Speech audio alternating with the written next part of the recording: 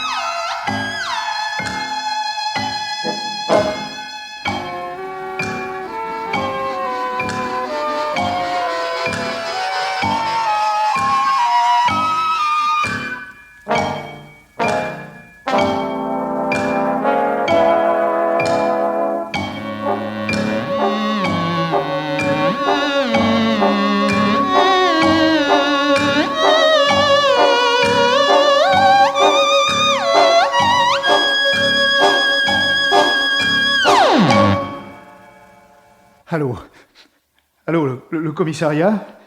Venez tout de suite, il y a un mort dans le cimetière. Oui, non, c'est pas une blague, je suis monsieur Espeluche, le conservateur. Je vous dis qu'il y a un mort, un vrai, comme vous et moi. Ouais, enfin, je veux dire un mort qui n'est pas enterré, quoi. Et oui, je viens de le trouver sur une tombe. Pas de date dessus. Et qu'aucun de sort, puisque je vous répète... Ah non, je n'ai touché à rien. Entendu, je vous attends.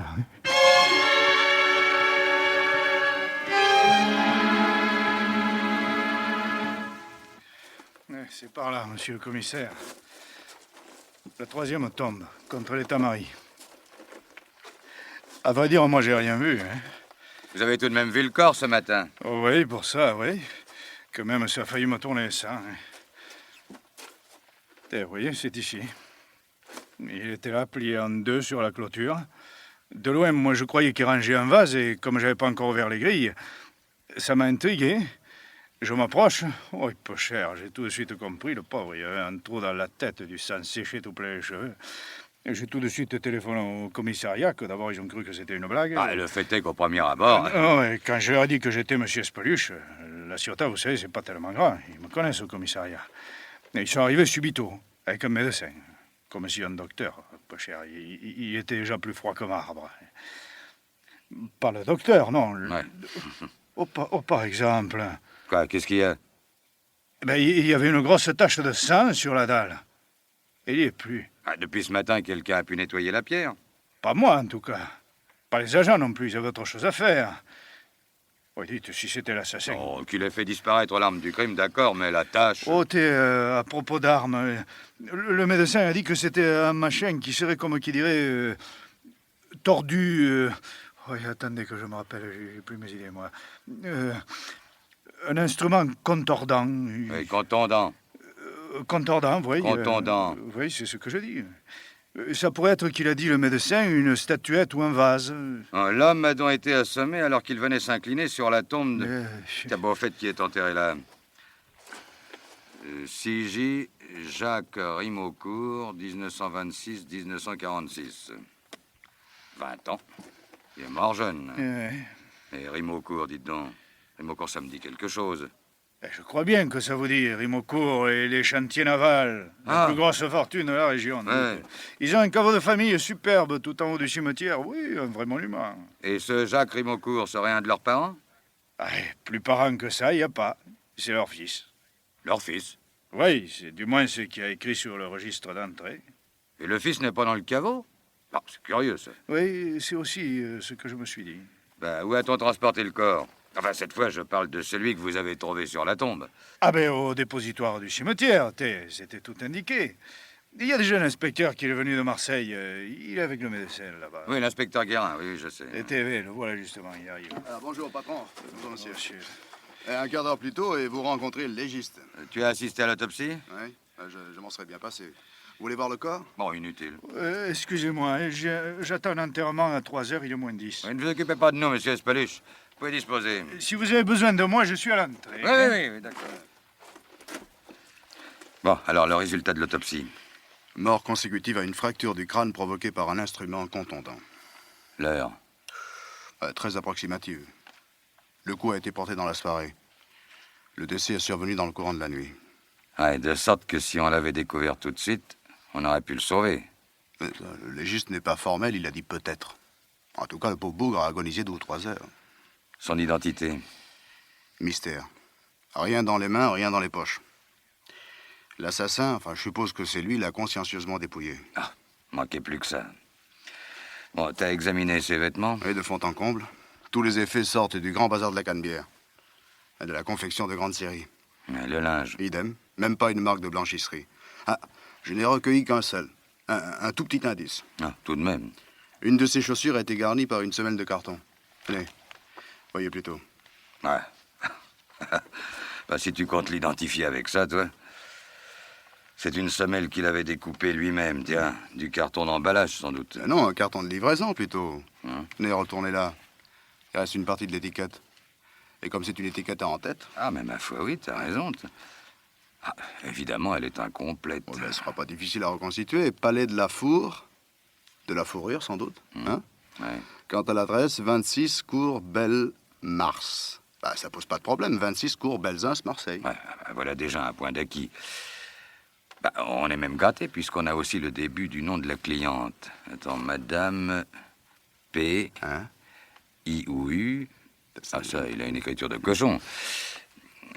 Celle-là, d'après toi, qu'est-ce que c'est? C'est un G ou un Q? À mon avis, c'est un G. Un G, Hein, oui. ça fait Pi ou Pug. Oui, Pi ou Pug, oui. De toute façon, le fournisseur pourra la compléter.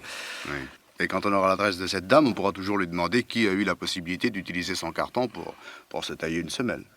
Ah, bah alors tu sais ce qu'il te reste à faire. Hein? Tu rentres à Marseille et... Vous rentrez pas avec moi? Non, pas encore. Je vais d'abord rendre visite à la famille Rimaucourt. Rimaucourt des chantiers navals. Hein? La plus grosse fortune de la région.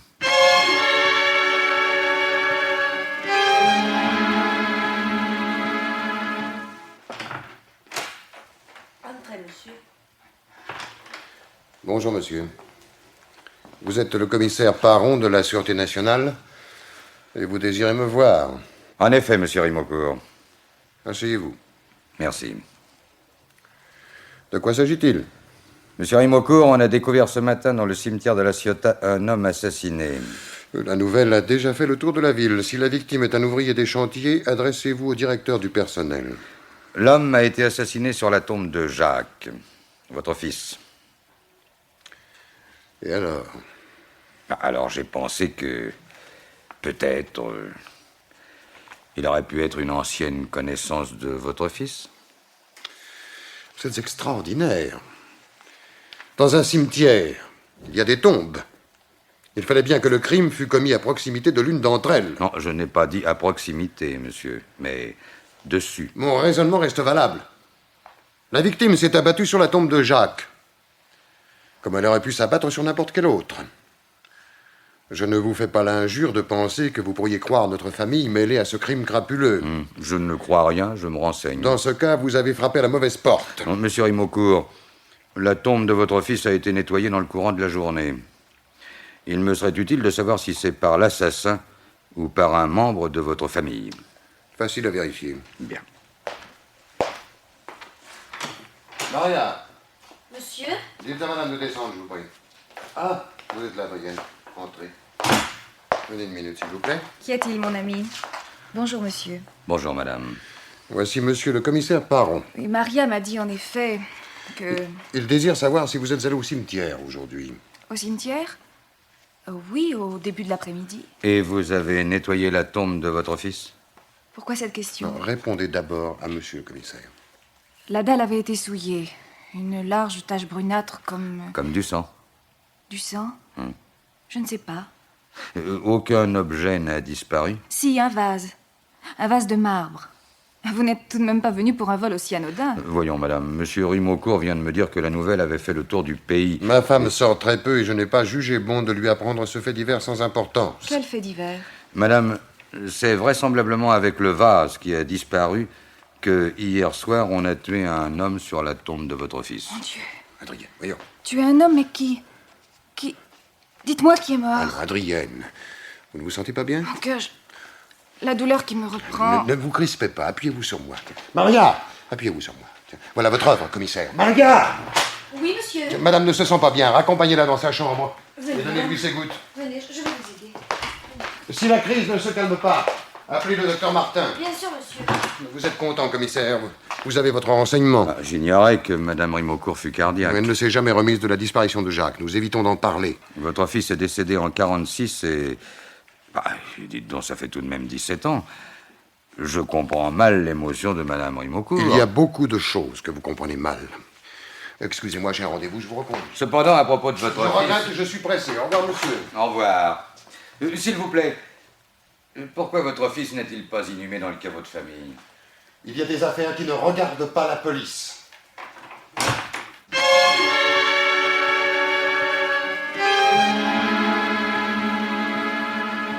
Oui, mon petit Guérin, il m'a proprement mis à la porte. Ah, je dis bien proprement. Toujours très correct, très grand seigneur. Mais il faut dire les choses comme elles sont, il m'a flanqué dehors. J'espère que ça vous a pas empêché de dormir cette nuit. Oh, ça, tu peux être tranquille. Il y a belle lurette que les airs de grandeur ne m'impressionnent plus. Ah, où ai-je encore fourré ma boîte d'allumettes, moi? Mais là, devant vous, sur le bureau. Ah, évidemment. On cherche toujours ailleurs ce qu'on a sous les yeux. Et ton enquête sur les semelles, là, ça a marché? Mais l'emballage dans lequel elle a été découpée est un carton de livraison du Palais de la Fourrure. La cliente, c'est Madame Pignan, à qui on a livré il y a 2 mois un manteau d'Astrakhan. Elle est gérante de l'hôtel du Globe, un meublé de la rue de Crimée. Je l'ai envoyé chercher d'ailleurs. Bravo, tu n'as pas perdu ton temps. Bon, bah, dès que Madame Pignon arrive... Mais c'est déjà fait, elle est à côté. Bah alors, qu'est-ce que t'attends pour la faire rentrer? Oh, j'y vais. Madame Pignan. Enfin, on se décide. Ça fait 1 heure que je tangue, là, hein. Si vous croyez que j'ai que ça à faire, j'ai du travail, moi, à l'hôtel. Oui, mais croyez bien, madame, Et puis, vous croyez que non? Non, mais... Me faire ramener par un agent comme une criminelle, et avec le monde qu'il y avait aux fenêtres, ça a fait un bel effet dans le quartier. Non, mais si vous le permettez... Et quand je demande pourquoi, ce grand darnaga d'agent, il me répond, vous le verrez bien. Qu'est-ce que je vais voir, dites? Je suis une honnête femme, moi. Si vous laissiez parler, monsieur le commissaire. Dites que je suis une baboite, que j'ai la langue trop longue. Mais insultez-moi pendant que vous y êtes. Ah, si mon pauvre mari, il était encore là, t'es. Bah, vous êtes veuve? Depuis 8 ans, oui. Mon pauvre mari peu cher, il est tombé dans l'escalier de la cave en allant chercher du charbon. Et maintenant, on me traite Comme un témoin, ni plus ni moins. un témoin de quoi? Bon, bah, vous avez lu les journaux ce matin. Si vous croyez que j'ai du temps à perdre? Bah, il y a 2 mois environ, vous avez acheté un manteau d'Astrakhan à la Maison de la Fourrure. Au palais, monsieur. Oui, au palais, Eh bien c'est quoi, vrai. c'est mon droit, non? Et je l'ai payé. Vous rappelez-vous ce que vous avez fait du carton dans lequel on vous l'a livré? Du carton dans lequel... Oui. Non, mais dites, c'est sérieux, ça? Bah, Vous êtes sûr que je suis réveillée? Non, mais cette semelle, voyez là, cette semelle, a été découpée Oui. dans ce carton.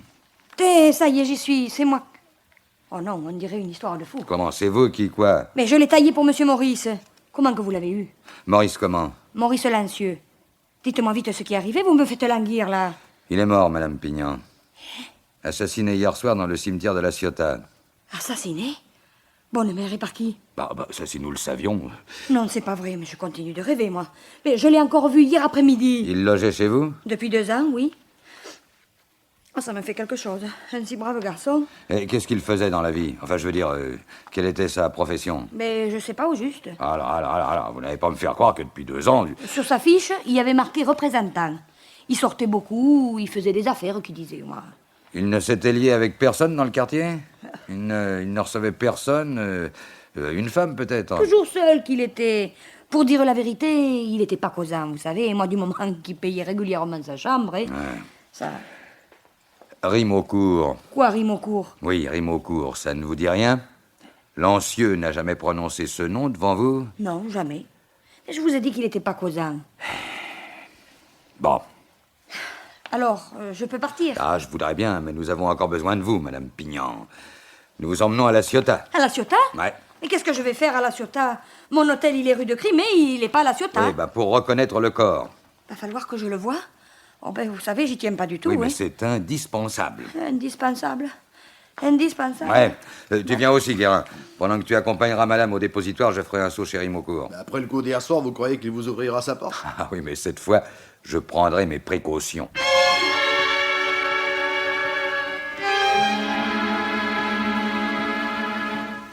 Je regrette, monsieur le commissaire. Monsieur et madame Rimeaucourt viennent de sortir. Oui, je sais. C'est pour ça que je suis venu. Car c'est vous que je veux voir, Maria. Moi? Et pourquoi? Vous permettez que j'entre et que je referme la porte. Là, voilà. On va pouvoir causer tranquillement. Je vous assure, j'ai rien à vous dire. Oh, sait-on jamais. Depuis combien de temps êtes-vous au service des Rimeaucourt? Depuis 10 ans? 10 ans. Bon, vous n'avez donc pas connu Jacques Rimeaucourt. Oh, de nom seulement. J'ai toujours habité la Ciotat, mais à l'époque de sa mort, j'avais que 20 ans. Lui aussi. Je me demande... Bon, c'est sans importance. Enfin, je me demande pourquoi on ne l'a pas inhumé dans le caveau de famille. Question religion, tiens. Monsieur et madame sont très croyants, pratiquants et tout et tout. Si on l'a enterré à part, c'est parce qu'il n'a pas eu des obsèques religieuses. Monsieur, surtout, il est à cheval sur les principes. Et on dit même que... Oui, mais enfin, tout ça, ça vous intéresse pas. Mais si. On dit que... Que monsieur Rimeaucourt a fait des pieds et des mains auprès de l'évêché, et sans résultat. Du moment que monsieur Jacques s'était suicidé, rien à faire pour qu'il passe à l'église. Le pauvre garçon s'est suicidé. Pourquoi donc? On n'en sait trop rien. Ça s'est passé à Marseille, et on a ramené le corps. On n'en parle jamais à la maison? Oh, rarement. Monsieur entre alors dans une colère noire et madame se met à pleurer. C'est qu'il n'est pas commode, monsieur. Juste, oui, mais dur. Dites, vous lui répéterez pas que je... Non, soyez tranquille. Non. Autre chose, ne serait-il pas venu ici ces temps derniers un homme d'une quarantaine d'années, légèrement grisonnant, pas très bien vêtu? Oh, vous savez, il vient beaucoup de monde d'ici. Oui, mais il s'appelle Maurice Lancieux. Ça pourrait être une ancienne relation de Jacques Rimeaucourt. Lancieux? Non. Non, je ne vois pas. Ça fait rien. Tout de même, se suicider à 20 ans... Et comment s'est-il tué? Je crois qu'il s'est noyé. Oh, c'est si vieux, vous savez, moi je... Et vous dites que le suicide a eu lieu à Marseille? Vous permettez qu'avant de partir, je donne un coup de fil? Si vous croyez que moi je... Non, mais craignez rien, je prends tout sur moi.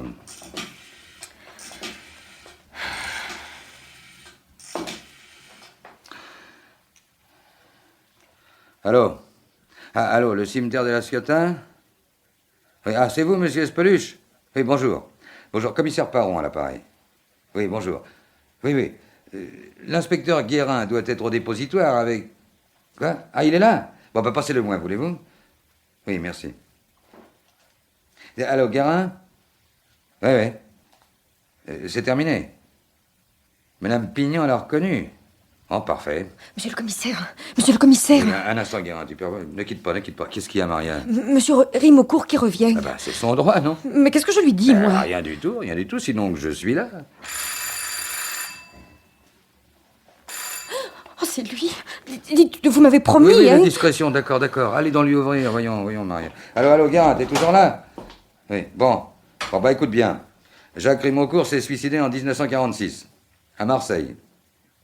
Oui, je dis bien suicidé. Non, ça j'en sais rien.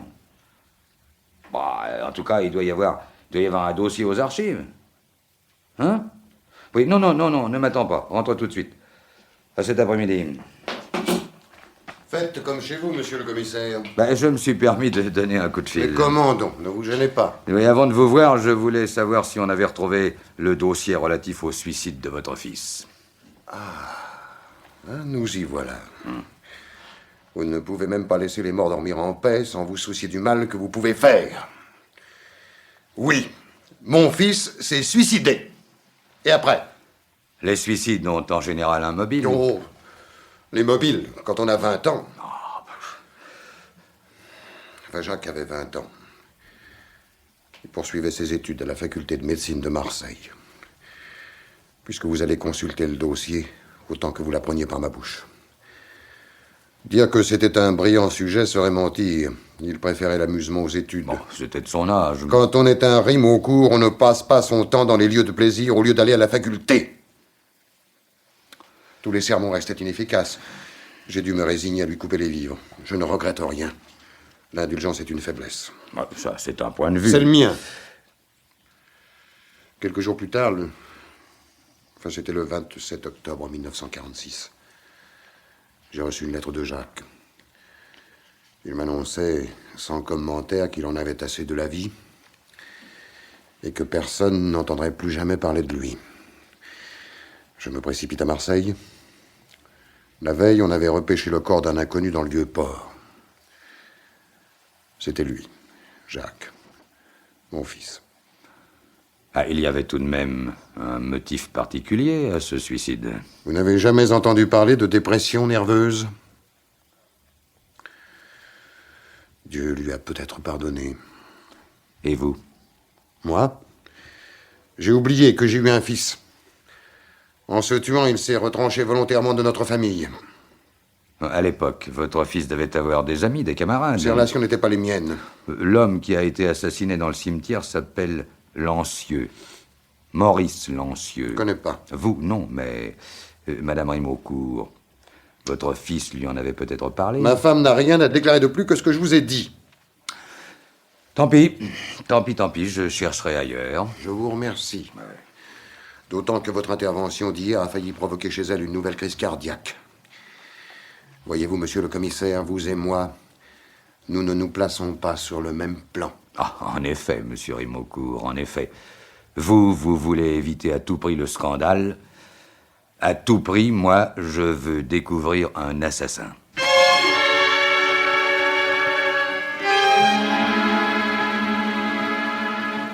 À peu de choses près, patron, la version de Rimaucourt correspond à ce qu'il y a dans le dossier. Ah, à peu de choses près, c'est-à-dire? C'est-à-dire, le portrait de Jacques est en réalité beaucoup plus noir que ne vous l'a brossé son père. Ah. C'était un débauché. Le genre fils à papa qui fréquente le milieu en se donnant des allures de dur. À l'époque, on le voyait souvent avec une fille, une certaine... attendez, je notais le nom. Une certaine demoiselle Graville, serveuse à la Caravelle, une boîte derrière la bourse. Ah, on l'avait interrogé? Oui, sa déposition est au dossier, daté du 30 octobre 1946. La fille ne nie pas être la maîtresse de Jacques, mais naturellement, elle ne sait rien et ne comprend pas le suicide. Motus et bouche cousue, quoi. Ah il faut tâcher de la retrouver. Après 17 ans. C'est pourquoi je dis tâcher. C'est tout? Il y a aussi la déposition d'un nommé Milano, détective privé engagé par le père pour surveiller son fils. C'est lui qui a averti Rimaucourt que le noyé du port était son fils. Tu l'as vu? Non, il est plus à l'adresse indiquée. Après 17 ans... Ah, tu m'agaces, tu m'agaces. Faut que je fasse tout moi-même, ici.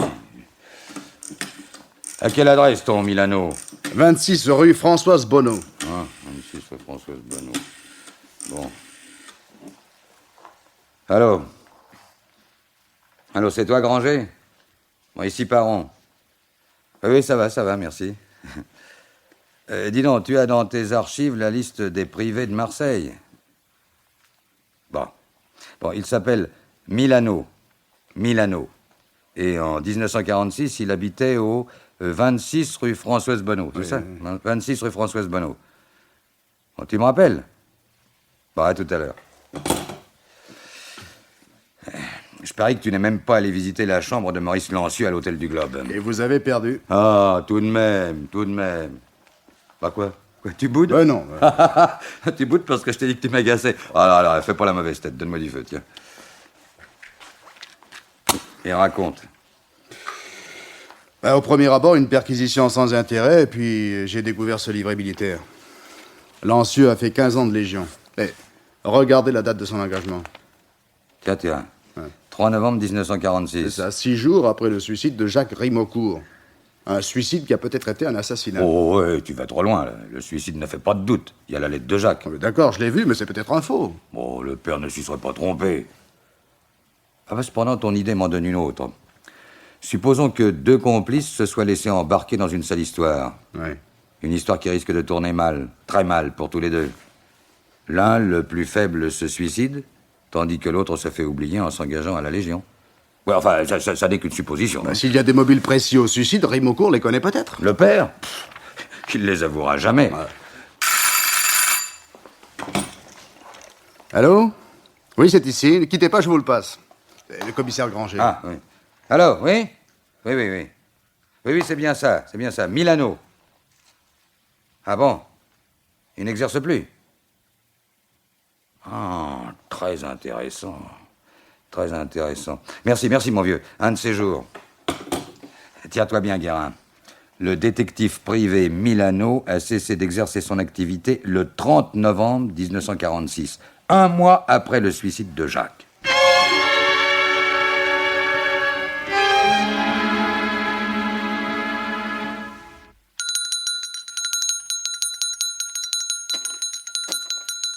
Bonsoir, monsieur Speluche. Bonsoir, monsieur le commissaire. J'allais juste fermer. Ouais, c'est qu'il fait déjà très sombre. Mais en cette saison, la nuit, elle tombe vite. Hein. Oh, je sonnais la cloche par acquis de conscience, comme on dit. Il y a belle lurette qu'il n'y a plus personne. Ah, vous savez que hier soir, le crime a été commis aux environs de cette heure-ci. Oh, et vous dire, rien que d'y penser, ça me donne la chair de poule. Hein. Et quand vous avez sonné la cloche, il n'y a pas eu de retardataire? Hier soir? Ouais. Ma foi, non, j'ai rien remarqué. Dites donc, la tombe de Jacques Rimeaucourt, on l'aperçoit d'ici? Ah oui, vous me posez une question, là, il faut que je me repère. Attendez, V, là-bas, vous voyez les tamaris? Ouais, Eh bien, elle est juste au pied. juste au pied. Oui, de sorte que, dissimulé derrière les tamaris, l'assassin a pu surprendre sa victime et la frapper dans un cimetière à peu près désert. Et il aura même eu le temps de sortir avant que vous ne sonniez la cloche. Ou bien, il est resté dedans et il a attendu la nuit pour sauter par-dessus le mur. Ah oui? Aucun de sort, quand je pense qu'il était peut-être là à moins de 50 mètres. Oh, dire. Oh, du coup, j'allais oublier de vous dire, la dame qui est venue ce matin pour reconnaître le corps, Ouais, Madame Pignon. elle est revenue cet après-midi, Ah, pour me voir cette fois. Elle m'a donné 250 francs. 250? 25 000 anciens francs? Tout rond, oui. Vous savez pas pourquoi? Pour que lorsque l'ancien sera enterré, j'y fasse mettre une croix et un entourage à sa tombe. Elle m'a même donné un petit quelque chose pour ma peine. Ah, ben ça part d'un bon sentiment. Oh, et aujourd'hui, peu cher, hein? Les bons sentiments. Qui c'est ce fada qui arrive maintenant? Il croit que je vais le laisser entrer, celui-là. Oh Mais vous fâchez pas, vous ne reconnaissez pas mon adjoint? Oh, pardon. J'ai dit fada, je savais pas. Hé, Guérin, je suis là. Ah, enfin, patron. Mais je savais bien que je vous trouverais ici, j'avais hâte de vous annoncer la nouvelle. Ah, quoi, tu as découvert l'assassin? Ce serait trop beau, mais j'ai retrouvé Milano, le privé. Ah, tu sais pourquoi il a cessé d'exercer? Oui, pour prendre un commerce. Un magasin de radio et de télé boulevard de Roux. Ben, il le tient toujours.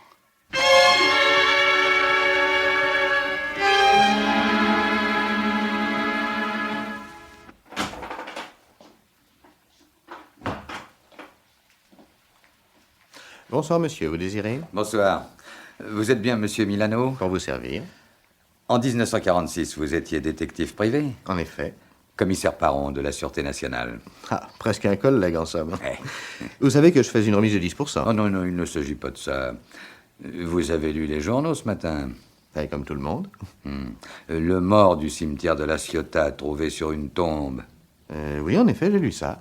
Les journaux n'ont pas parlé de l'occupant de la tombe. Oui, la famille qui a de grosses relations a fait le nécessaire. Mais si je vous dis que c'est la tombe de Jacques Rimeaucourt, ça ne vous rappelle rien? Rimeaucourt. Non, je n'ai pas ce nom-là parmi mes clients. Alors, monsieur Milano, le suicide du jeune Rimeaucourt en 1946, une de vos dernières enquêtes. Ah, oui, bien sûr, j'y suis. Oui. Non, je ne cherchais pas si loin. Non, ça me revient. C'est bien ce garçon qui s'est noyé dans le Vieux-Port, n'est-ce pas? Et le mort du cimetière de la Ciotat est un rapport avec... Direct, monsieur Milano. J'ai pensé à vous pour quelques renseignements complémentaires. Si vous avez lu ma déposition, vous en savez autant que moi. Le père Rimeaucourt m'avait engagé pour surveiller son fils qui lui donnait des inquiétudes. Un beau jour, il reçoit une lettre d'adieu, laissant prévoir un suicide. Réflexe professionnel, je fais un saut à la morgue et là... Et justement, ce suicide avait bien une cause. C'est si vieux tout ça. N'a-t-on pas conclu à une dépression nerveuse? Oui, mais c'est vague. On sait pourtant, si j'ai bonne mémoire, le seul mobile retenu. Sauf erreur, je me rappelle que Jacques Rimeaucourt menait une vie de bâton de chaise. Les boîtes de nuit, les filles, la boisson... Enfin, de quoi rompre l'équilibre d'un garçon de 20 ans. Et vous n'avez plus entendu parler des Rimeaucourt ensuite? Ah, plus jamais.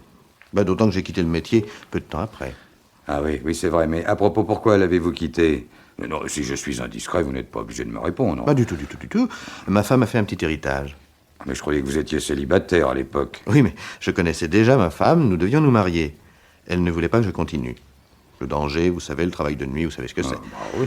Enfin bref, on a profité de l'héritage pour faire d'une pierre deux coups. Le mariage et le commerce. Ouais. Vous n'avez non plus jamais entendu parler de cette demoiselle Graville. Mais vous savez bien, la maîtresse de Jacques. Elle était serveuse à la Caravelle. Vous ne savez pas ce qu'elle est devenue, par hasard? Pas la moindre idée. Non, à vrai dire, jusqu'à ce soir, toute cette histoire m'était sortie de l'esprit. Vous savez, ce sont de si vieux souvenirs. Des souvenirs qui vont surgir en pleine actualité. Car je vous promets un de ces rebondissements. Un rebondissement? Ouais. De quel genre? Ah, je ne peux rien vous dire encore, mais faites-moi confiance. Un rebondissement qui fera du bruit. Au revoir, monsieur Milano. Je regrette que vous n'ayez pas pu me renseigner davantage. Mais je regrette aussi. Au revoir, monsieur le commissaire. Au revoir, monsieur.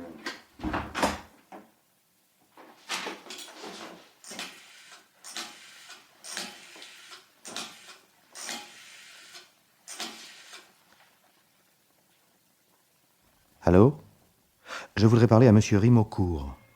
C'est urgent.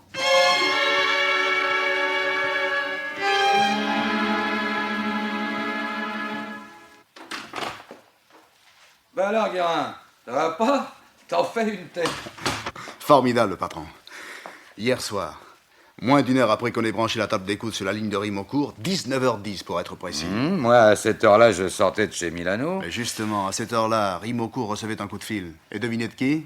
De Milano. Tout juste. Ah, et qu'est-ce qu'ils se sont racontés? Oh, pas grand-chose. Rimeaucourt flaire un chantage. Bah quoi, c'est tout? Bah, ils ont rendez-vous ce matin à 11h. Ah bon, bah Milano n'y sera pas puisque je l'ai fait convoquer. Dis donc, il est toujours à côté? Oui, oui. Bon, bah le fais pas languir, va le chercher. Monsieur Milano? Entrez, monsieur Milano. Entrez, je suis désolé. Vous allez arriver en retard au rendez-vous de Rimeaucourt. Mais il doit y avoir un malentendu. Bah, voyons, vous n'avez peut-être pas rendez-vous avec Rimeaucourt. Si, Ah. si, bien sûr. Pour le mettre au courant des événements. Vous savez, en 46, le pauvre homme a été assez bouleversé par le suicide de son fils. Ah oui, il avait payé assez cher. Ouais, la douleur d'un père. Oui, quand je dis payer, je veux parler d'argent. De fric, si tu préfères. Hein? Combien? Mais vous faites fausse route. Allez, ça va. On a entendu votre conversation avec Rimeaucourt. Alors, combien avait-il acheté votre silence? 300 000. 300 000 en 46, ben, ça représente une somme. Le prix de la boutique. Non, je vais vous expliquer. Et on y compte bien. Mais il faut remonter en 46. Je voulais me marier, j'étais très amoureux, et son rêve à ma femme, c'était un petit commerce, des enfants. Moi, j'aimais pas tellement le métier que je faisais. Oui, à l'époque, vous surveilliez le jeune Rimeaucourt. Oui, et c'est comme ça que j'ai eu connaissance de cette affaire. Ah, le suicide? Oh, le suicide est venu plus tard. Il y a eu d'abord le règlement de compte. Ah. Oui, un type tué d'un coup de revolver dans une impasse des bas-quartiers au cours d'une bagarre. Et naturellement, comme d'habitude, personne n'avait rien vu ni rien entendu. Et le meurtrier, c'était Jacques Rimeaucourt. Oui, mais j'étais le seul à le savoir. Parce que je le surveillais depuis plusieurs jours. Alors j'en ai avisé tout de suite le père. Il venait de recevoir une lettre d'adieu de son fils et... Vous connaissez la suite. Et monsieur Rimeaucourt vous a payé pour que vous gardiez le secret. Et surtout pour que vous n'avertissiez pas la police. Oh, la victime était un personnage peu recommandable. Alors le meurtrier s'est fait justice, alors... J'ai pensé que je faisais de tort à personne. Et vous empochiez 300 billets. Oh, bah bravo, belle mentalité. J'ai eu tort, oui. Je regrette. Oui, bah réservez la scène du repentir pour vos juges. Hein. Écoutez, depuis 17 ans, je mène une vie honnête. J'ai une femme, j'ai 3 enfants. Oui, bah votre avocat saura le faire valoir. Laissez. Restons-en au fait. Jacques Rimeaucourt n'aurait-il pas eu un complice? Un complice insolvable que vous auriez été obligé de laisser courir? Maurice Lancieux, par exemple. J'ai jamais entendu parler de Lancieux, ça. Non, je dis Lancieux qui aurait été forcément au courant de votre combine et qui, à son retour, aurait voulu monnayer son silence. Vous avez pignon sur rue, l'argent ne vous manque pas. Mais c'est faux! Oh, croyez-vous, je vous ai dit la vérité, toute la vérité. S'il était venu me réclamer de l'argent, moi j'aurais payé. Mais je l'aurais pas tué, enfin. Voyons, monsieur Milano, mais vous vous défendez comme si on vous accusait d'assassinat. Pour l'instant, vous n'êtes inculpé que de faux témoignages. Vous m'arrêtez? Ah ben ça, je voudrais faire autrement que je ne pourrais pas. Mais c'est pas possible, enfin, ma femme, mes enfants... Ah, mais vous pourrez aller leur dire au revoir. Oh, l'inspecteur Guérin va vous accompagner, vous prendrez une valise avec du linge. Si on rencontre Rimocourt à la boutique. Oh, il est 11h30, ça m'étonnerait qu'il ait attendu jusque-là, surtout si Madame Milano lui a dit que son mari venait d'être emmené par la police. Non, non, je crois que si je veux le voir, c'est à la Ciotat qu'il faut que j'aille.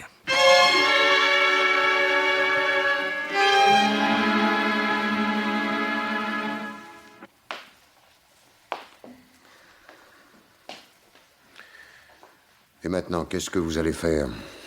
Continuez mon enquête, monsieur Rimocourt, jusqu'à ce que je trouve le meurtrier de Lancieux. Et si vous ne le trouvez pas? Non, mais je ne suis pas pessimiste.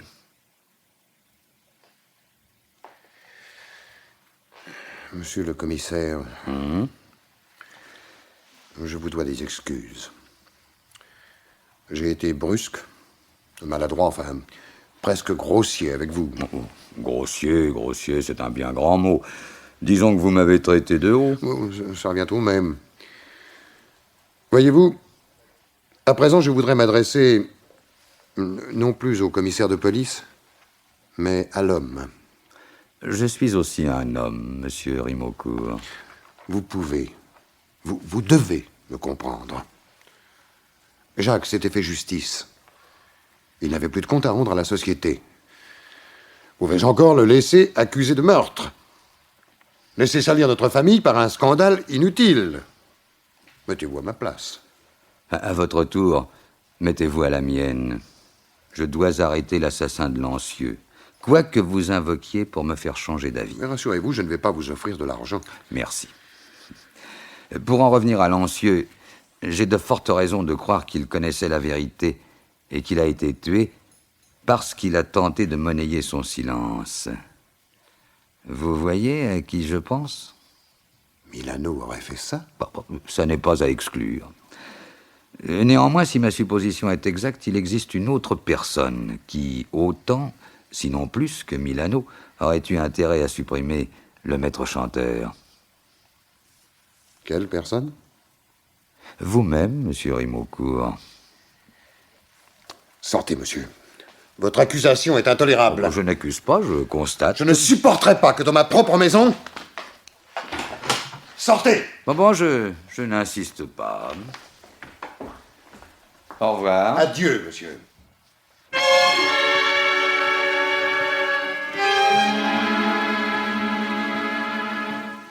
Ah oui, c'est la vérité, Guérin. Pour la deuxième fois, Rimocourt m'a flanqué dehors. Ça devient une habitude. Oh, bah, on s'habitue à tout. Ah, dis donc, le planton m'a dit que j'avais une visite. Oui, Madame Pignan, elle est dans votre bureau. Ah, je m'y attendais un peu. Et qu'est-ce qu'elle veut? Elle veut vous parler en particulier, rien qu'à vous. Elle est dans tous ses états. On va voir ça. Bonjour, madame. Ah, monsieur le commissaire, enfin, je commençais à me languir. Il m'arrive une chose.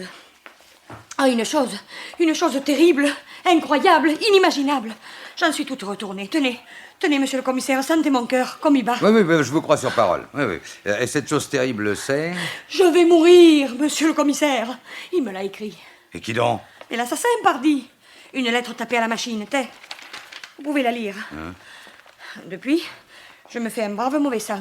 Jacques Rimocourt porte malheur. Ce sera bientôt ton tour, Pauline Graville. Oui. Graville, c'est mon nom de jeune fille. Oui, je sais. En 1946, vous étiez la maîtresse de Jacques Rimocourt. Vous savez? Quand j'ai appris que vous aviez donné de l'argent au conservateur du cimetière... Ah, celui-là, quelle langue longue. Je me suis dit que ce n'était peut-être pas là le comportement d'une simple logeuse. Alors je me suis intéressé à vous. L'état civil n'est pas fait pour les chiens. Eh ben vous, tiens, on peut dire que vous êtes intelligent de la tête. Mais dites, vous allez me protéger, hein? Vous allez pas me laisser égorger, moi, une faible femme. Je veux pas mourir. Pour vous protéger, il faut que je sache tout. Et c'est pour ça que je suis venue. Oh là là, quelle histoire. J'ai la tête comme une coucourde, moi, je sais plus par où commencer. Mais par le commencement, parbleu, le suicide. Ah oui, c'est vrai. Eh bien, Jacques, il s'est pas suicidé. Il a été assassiné, lui aussi? Je veux dire qu'en 46, il est pas mort. C'est pas lui qui est enterré au cimetière de la Ciotat. Quoi? Alors ce serait lui l'assassin de Lancieux? Ah, vous alors, vous êtes dur de la componette. Il peut pas être l'assassin, puisque Lancieux, c'était lui. Jacques Rimaucourt et Maurice Lancieux, eh ben quoi, c'était le même. Oh. Ouf, ça y est, je l'ai dit. Tant pis, ça va mieux comme ça. Oh, vous entendez, patron? Si Lancieux, c'est Jacques, le père Rimaucourt, quel rôle a-t-il joué? Et puis, alors, mais qui est enterré au Ne cimetière? t'énerve pas, Guérin, t'énerve pas, Madame Pignon te l'a dit. Elle est là pour tout nous raconter. N'est-ce pas, madame? Celui-là, il me coupe toujours. Bon, bah alors reprenons. Hein. Nous sommes en 1946. Oui. Rimaucourt vient d'apprendre par Milano que son fils est un meurtrier. Un meurtrier que la police va peut-être arrêter. Un coup terrible pour un homme tel que lui. Pour comprendre la suite, il faut bien connaître son caractère. Oui, les grands principes, l'honneur du nom, etc., etc., on voit ça d'ici. Bon, il n'hésite pas à renier un fils indigne de porter le nom des Rimaucourt. Également, pour couper les pistes éventuelles, il oblige Jacques à écrire la lettre d'adieu. Si je me trompe, hein, Madame Pignon, vous m'arrêtez. Oh, non, non, allez-y, vous racontez mieux que moi, hein. La veille, on a repêché dans le port le corps d'un inconnu, qui, lui, s'est réellement suicidé. Est-ce une coïncidence? Est-ce au contraire ce fait divers qui leur en a donné l'idée? Peut-être même leur a-t-elle été soufflée par Milano? Mais à mon idée, ce serait plutôt Milan. Bon, nous le lui demanderons, hein. Quoi qu'il en soit, le père fonce à la morgue, lettre en main, et fait semblant de reconnaître son fils. La parole d'un Rimaucourt n'est pas mise en doute, d'autant plus que Milano le cautionne. On emporte le corps de l'inconnu, on l'enterre sous l'identité de Jacques, et le tour est joué. Jacques, lui, s'engage alors dans la Légion étrangère sous l'identité imaginaire de Maurice Lancieux. Exact? Ah, on dirait que vous y étiez, vous, hein. À moi, Jacques me l'a raconté quand il est revenu, il y a 2 ans. Entre-temps, je m'étais mariée et puis j'étais devenue veuve. Je ne pouvais pas lui refuser une chambre. Il y a des souvenirs qui attachent, vous savez. Il revoyait sa famille? Pas son père. C'est que ça n'est un drôle, le père Rimaucourt. Mais je crois bien que Jacques rencontrait sa mère. Elle lui donnait de l'argent? Je pourrais pas l'assurer. Si vous connaissiez l'assassin... Mais vous pensez bien que je vous le dirai. Je tiens ma peau, moi, et comme dit l'autre, j'en ai qu'une. Oh, Bouddhi, qu'est-ce que je vais faire? Qu'est-ce que je vais devenir? J'ose plus sortir d'ici, moi. Vous allez tranquillement rentrer chez vous. Chez moi? Oh, je serai jamais. Peut-être qu'ils m'attendent là-bas avec un couteau long comme ça. Je les connais, mes locataires. Dites, c'est pas eux qui rappliqueront si j'appelle au secours. Vous ne craignez absolument rien, Madame Pignon. C'est vous qui le dites. Je vous donne ma parole qu'il ne vous arrivera rien. Oh, vous, avec votre œil coquin, là, vous devez savoir des choses, non? Vous ne craignez plus rien parce que l'assassin est sous les verrous. Bonne mère! Et vous me l'avez pas dit tout de suite?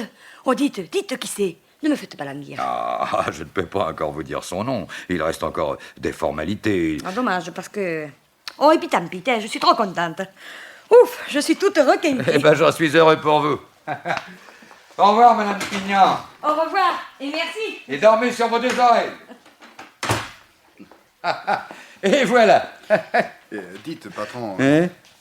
vous avez dit que l'assassin est sous les verrous. Et il n'y a que Milano sous les verrous. Ce serait donc lui? J'en sais rien du tout. J'ai raconté ce bobard à Madame Pignon pour qu'elle parte tranquille. C'est peut-être imprudent. Vous êtes certain qu'elle ne court aucun danger? Oh, comme 2 et 2 font 4. Pour la bonne raison que la lettre de menace, c'est moi qui l'ai envoyée. Non. Si, rien de tel que la peur pour faire parler les gens. Oh, alors, vous m'avez bien eu, moi aussi. Tout de même. Elle est effarante, cette histoire, Rimaucourt. Et pourtant logique, tout se tient. Je dois vous avouer que tout se mélange un peu dans ma tête. Il faudrait que je récapitule. Oh, pas le temps. Hein. Il y a du pain sur la planche. D'abord, voir Madame Rimaucourt, toute seule. Toute seule? Ouais. J'ai l'impression que le mari fait bonne garde. Je crois que j'ai un bon moyen pour l'éloigner.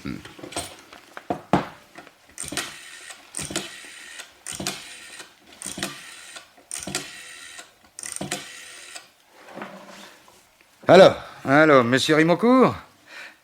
Oui, c'est moi, Paron. Non, ne raccrochez pas. Ne raccrochez pas, monsieur Rimaucourt. Je vous présente mes excuses pour mes soupçons de ce matin. Oui. Ah oui, il serait odieux de penser qu'un père puisse tuer son propre fils. Ah, vous avez compris. Non, ça serait trop long par téléphone. Si vous voulez passer à mon bureau... Hein? Oui, entendu. Entendu, je vous attends. À tout à l'heure. Et voilà, c'est pas plus difficile que ça. Pendant qu'il fera le poireau ici, nous autres, nous serons à la Ciotat.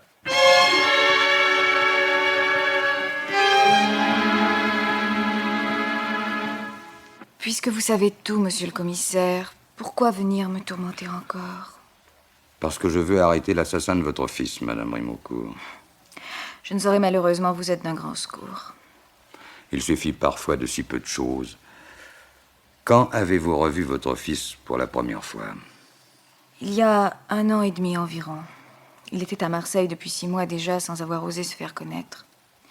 Et puis un jour, il s'est décidé. Il m'a téléphoné à moi toute seule.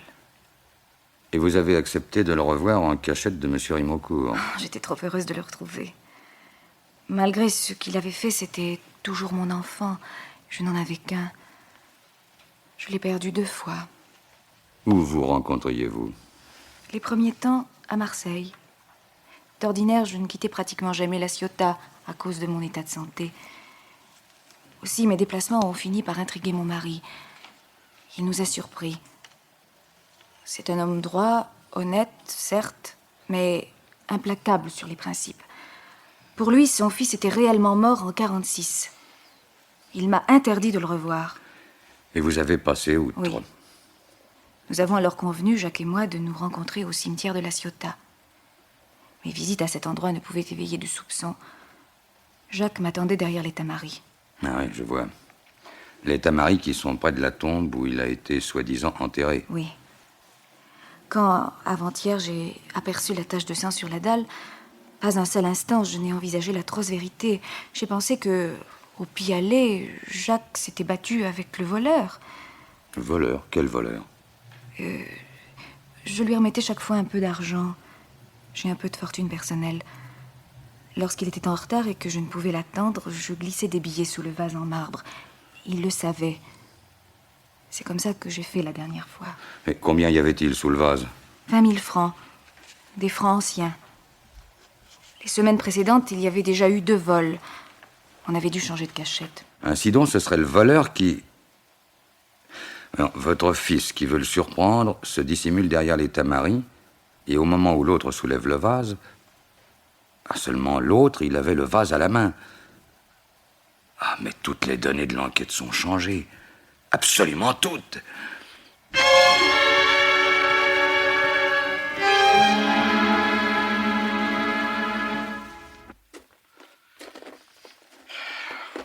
Dites, patron, vous nous faites entrer dans le cimetière en sautant le mur. Nous circulons entre les tombes avec des allures d'Indiens sur le sentier de la guerre. Si c'était pas vous, patron, ça je commencerais à m'inquiéter. Hein. On est arrivé. Reste derrière les tamaris Oui. et arme-toi de patience. Cette tombe-là, je la reconnais, c'est celle de Jacques. Enfin, de celui qu'on a enterré sous le nom de Jacques. Vous croyez que l'assassin va revenir? Hein?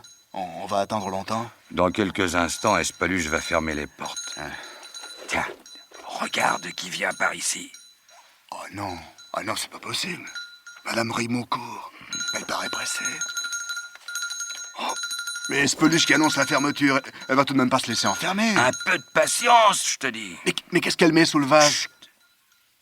Elle s'en va. Ah, vous la laissez repartir? Elle ne bouge pas.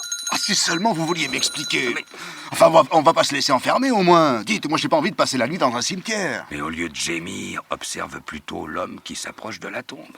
Mais Eh oui, c'est lui. Il est tombé dans le piège que, d'accord avec Madame Rimeaucourt, je lui ai tendu. Il l'a surveillé comme d'habitude. Comme d'habitude, il l'a vu cacher quelque chose sous le vase. Il n'a pas pu y résister. Attention, il soulève le vase. Allons-y! oh, ça y est, patron. Ça y est, je le tiens. C'est le commissaire! La main dans le sac, Espeluche. Ou plutôt dans le vase. Et cette fois, vous n'aurez pas le temps de frapper. Lâchez-moi! C'est pas moi! C'est pas moi! Ouais, ne perdez pas votre temps à nier, hein? C'est la répétition des vols qui vous a trahi. Vous étiez le seul à pouvoir être là, chaque fois, au bon moment. Vous avez tué un homme pour 200 francs. C'est décidément pas cher. Et maintenant, c'est moi qui ne donnerai pas cher de votre tête. Non, je veux pas. Oh là, oh, hé, patron, qu'est-ce qu'il lui prend? C'est- Mais il a tourné de l'œil, patron. La peur. Il s'est déjà vu sur la guillotine. C'est une façon d'avouer. Dire qu'on est allé chercher le meurtrier si loin alors qu'on l'avait sous la main dès le début. Eh oui, je te l'ai déjà dit à propos d'autre chose, Guérin. On cherche souvent ailleurs ce qu'on a sous les yeux.